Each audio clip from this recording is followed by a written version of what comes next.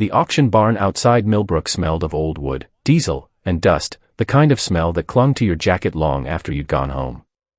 Folding chairs creaked under the weight of farmers, collectors, and a few bored tourists who had wandered in mostly to escape the afternoon heat. Boxes of rusted tools, chipped china, faded photographs, and broken furniture moved across the auctioneer's table one after another, most of it going for a few dollars apiece, barely worth the gas it took to drive there. Then came lot 114. The auctioneer lifted a battered metal cream can, the kind once used on dairy farms decades ago to haul milk before refrigeration ever existed. It was dented along one side, streaked with rust at the seams, and clearly hadn't seen daylight in years. But what made the crowd murmur wasn't the rust at all, it was the lid. Someone, long ago, had welded it shut with a thick, ugly bead of solder running the entire way around the rim, sealing it as tightly as a tomb. Now this here, the auctioneer said, turning the can slowly so everyone in the room could see, is sealed up tight. No telling what's inside, if there's anything at all. Probably just old nails, or a dead mouse that crawled in before somebody got the bright idea to weld it shut. A ripple of laughter spread through the folding chairs, and a few people near the front shook their heads at the sheer uselessness of the thing.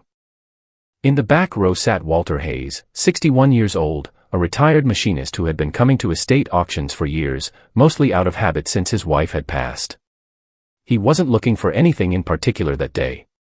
He'd told himself, more than once, that he came for the company and the noise of strangers more than for any object on the table. But something about the can caught his eye, not the rust, not the dents, but the careful, deliberate way it had been sealed. People don't solder a lid shut for no reason at all. They do it to keep something in, or to keep someone out, and Walter had spent enough decades around machines to know the difference between careless damage and a deliberate act. "Do I hear $5? The auctioneer called out. "5, someone shouted from the front. "10. Walter raised his hand without much thought. 45. The room went quiet for a beat, then erupted into chuckles and a few low whistles. The auctioneer grinned widely. $45 for a can full of rust. Sold to the gentleman in the back who clearly likes a good mystery. The crowd laughed again as Walter walked up, paid in cash, and carried the can out to his truck without saying a word in his own defense. On the drive home, his neighbor Pete, who had ridden along for the afternoon, kept teasing him the whole way. $45, Walt. For scrap metal and rust. You could have bought a whole box of real tools for that kind of money. Walter just shrugged and kept his eyes on the road. Maybe, he said. Maybe not. He thought briefly about simply prying the lid open with a chisel, but the seal was too thick and too deliberate for that. Instead he reached for his angle grinder, fitted it with a thin cutting disc, and pulled his safety goggles down over his eyes. The garage filled with the high-pitched whine of metal grinding against metal, sparks arcing into the dim light like tiny orange fireflies drifting toward the concrete floor. It took nearly 20 minutes to score a careful line all the way around the seam without cutting too deep and damaging whatever might be sitting inside. When the final pass was finished, he set the grinder down, picked up a flathead screwdriver, and gently pried at the freshly cut line. The lid resisted at first, stubborn after decades of rust, then gave way with a low metallic groan. Walter paused before lifting it the rest of the way off. There was a strange, almost reverent silence hanging in the garage, the kind of silence that comes right before discovering something that actually matters. He lifted the lid free and set it aside. Inside, wrapped in what had once been wax paper but had long since yellowed and crumbled along the edges, was a bundle of folded cloth. He reached in carefully and pulled it out, setting it down on the bench under the light. Unwrapping the cloth revealed a stack of old letters, their ink faded but still legible, tied together with a thin strip of leather. Beneath the letters lay something heavier still, a small velvet pouch, and inside that, a collection of silver coins from the early 1900s, along with a gold pocket watch, its case tarnished but its engraving still perfectly clear, "To my son, on the day you become a man. Your father, 1924. Walter sat down slowly on his stool, holding the watch in his open palm, turning it over once. He opened the letters one by one, reading them by the dim garage light. They had been written by a young man to his sweetheart during the hard years of the Great Depression, describing the struggles on a failing farm, the constant fear of losing everything they had left, and a quiet hope that someday things would get better.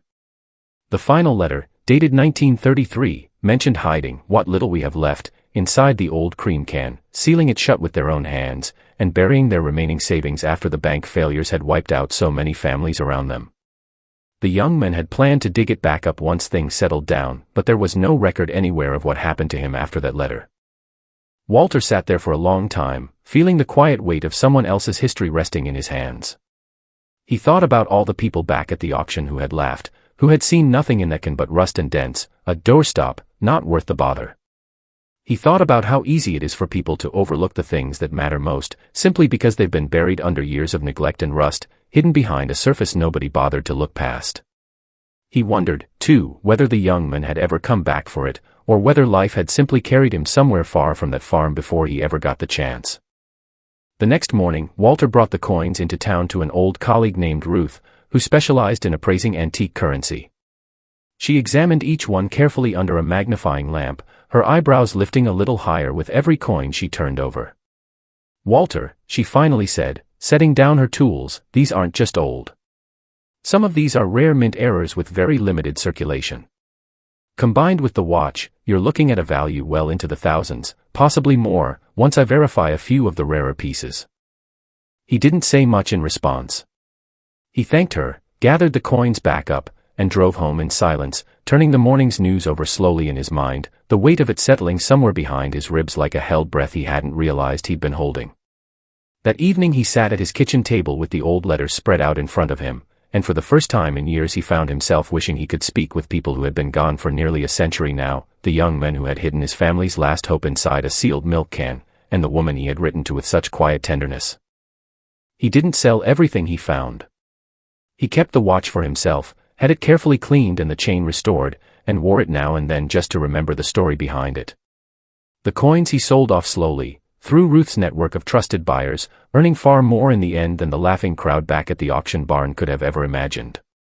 With part of the money, Walter did something quiet and entirely unannounced. He made a donation to a local historical society dedicated to preserving stories from the Depression era, including the original letters themselves, carefully preserved behind glass and displayed with a small plaque that read simply, "Found inside a sealed cream can, 2024. A reminder that not everything broken or forgotten is empty. Word eventually made its way around Millbrook about what had actually been inside that strange old can. Pete, his neighbor, brought it up first, half laughing and half in disbelief.